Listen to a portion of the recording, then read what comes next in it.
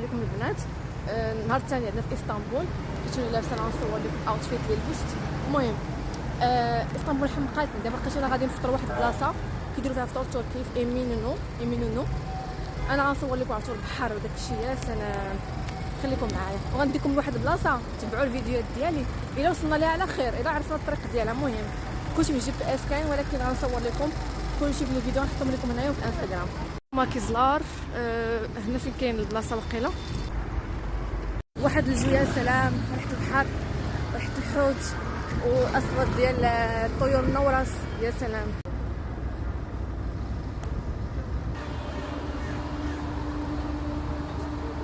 لا قال برايا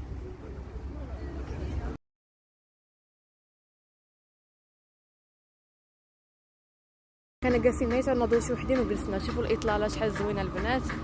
بركت غير تأديه.